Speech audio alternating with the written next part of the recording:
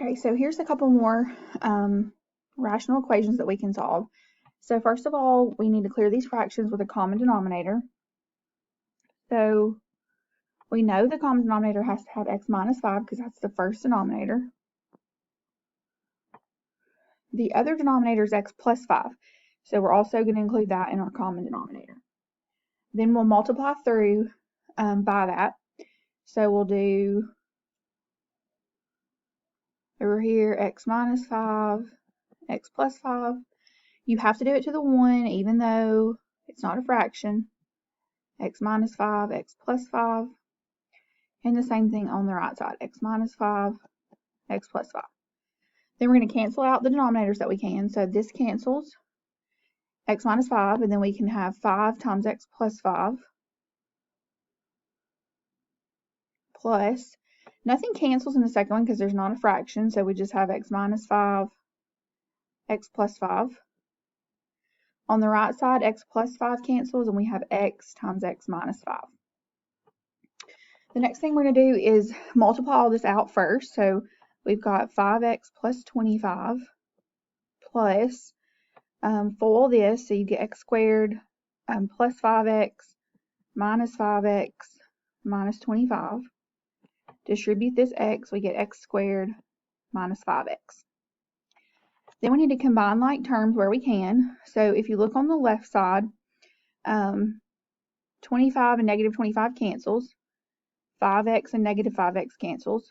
So we've got x squared and then just this plus 5x equals. On the right side, we still have this x squared minus 5x. So I'm going to combine like terms, so I need to subtract x squared to move it over. And it happens to cancel on both sides, so that's nice. So now we have 5x equals negative 5x. So I want the x's on one side, so I'm going to add this 5x to both sides. And that gives me 10x equals 0. Divide both sides by 10, and we get x equals 0. You can check that in your two denominators. We have x minus 5 and x plus 5. If you put 0 into either one of those, you don't get 0 as a denominator. So your answer is this x equals 0. Okay, with this problem, you have two options. You can cross multiply because it is just one fraction equal to another fraction, or you can multiply by a common denominator. I'm going to multiply through by a common denominator because a lot of times we need practice with that. So our common denominator needs to have the t minus 6, and then the other fraction has a denominator of 9, and so we also need that, and I'm going to put it in the front. So we're going to multiply through by 9 times t minus 6 on both sides. All right, on the left side, t minus 6 cancels, and we're left with 9t equals. On the right side, the 9 cancels, and we're left with t plus 6 and t minus 6.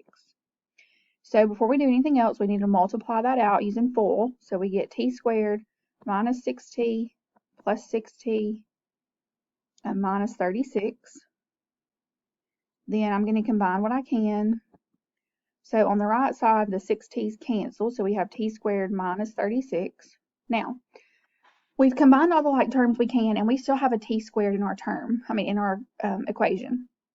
What that means is that we need to get everything on one side so that we can factor. So I'm going to subtract 9t so that I can move it to the other side, and I put it in the middle so that it's in descending order. So we have 0 equals t squared minus 9t minus 36. Okay, then we're ready to factor. So what's going to multiply to give us negative 36 and add up to negative 9? So if we look at that, we can use negative 12 and a positive 3. Okay, set both of those equal to 0.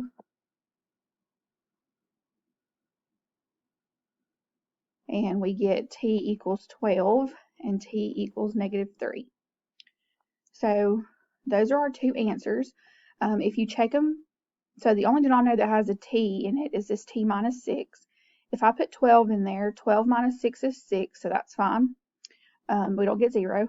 put negative 3 in there. Negative 3 minus 6 is negative 9. That's fine. We don't get 0. So those are your two answers.